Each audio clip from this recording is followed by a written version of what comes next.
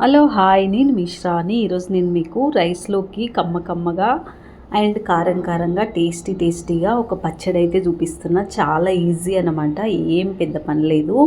అయితే పెరుగు ఇష్టం లేని వాళ్ళకు కూడా ఇది నచ్చుతుంది అనమాట, అంత టేస్ట్ ఉంటుంది ఈ పచ్చడి.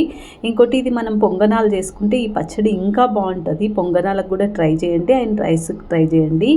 ఓకే, నేను ఇక్కడ 1/2 kg పెరుగు అయితే తీసుకున్నా. కొంచెం ఉప్పు అండ్ అల్లం ముక్కలు తీసుకొని ఇట్లా మొత్తం కొంచెం వాటర్ కూడా పోసుకోవాలి. దీన్ని బాగా కొట్టుకోవాలన్నమాట.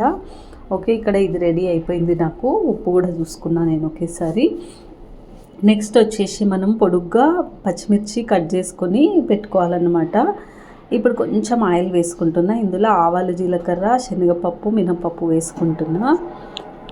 అయితే ఇవి వేగేటప్పుడే మనము పచ్చిమిర్చిని వేసుకోవాలన్నమాట. పచ్చిమిర్చి ఇట్లా పొడుగ్గా కట్ చేసుకోవాలి అండ్ ఎండుమిర్చి ఒక 2 వేసుకోవాలి.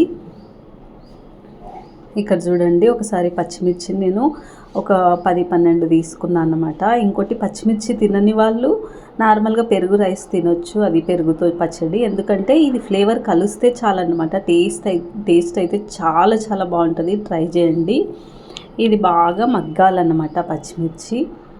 చూడండి, ఒకసారి మనకు తెలిసిపోతుంది మగ్గినట్టు. తర్వాత ఏం చేయాలంటే వీటిని తీసుకెళ్ళి మన మజ్జిగలో వేసేసుకోవాలన్నమాట. పచ్చడిలో మజ్జిగ అంటే మజ్జిగ కాదు, కొంచెం చిక్కగా ఉండాలి. ఇప్పుడు ఇందులో వేసుకుంటున్నాను నేను. ఇప్పుడు ఇంకొకటి, మనం ఒకవేళ మీరు ఈ పచ్చిమిర్చి ఉడకాలి అనుకుంటే స్టవ్ బంద్ చేసుకొని పచ్చిమిర్చిని వేసేసి దాన్ని మగ్గనివ్వాలన్నమాట. తినే వాళ్ళ కోసము, పచ్చిమిర్చి తినే వాళ్ళ కోసం. నార్మల్గా ఇది పచ్చడి మాత్రం తినే వాళ్ళ కోసం ఇట్లా సరిపోతుంది. ఓకే, ఇప్పుడు దీనిపైన మనం కొంచెం పచ్చి ఉల్లిగడ్డను వేసుకోవాలి. కలుపుకుందాం ఒకసారి. నెక్స్ట్ వచ్చేసి ఇప్పుడు పచ్చి ఉల్లిగడ్డని వేసేయాలన్నమాట. ఇందులో సర్వ్ చేసుకున్నాక నేను దీనిలో ఉల్లిపాయ వేసుకుంటున్నా. ఓకే, ఇప్పుడైతే నాకు పచ్చిమిర్చి పెరుగు పచ్చడి అయితే రెడీ అయిపోయింది. మీరు కూడా తప్పకుండా ట్రై చేయండి, చాలా బాగుంటుందండి, నిజంగా చెప్తున్నా.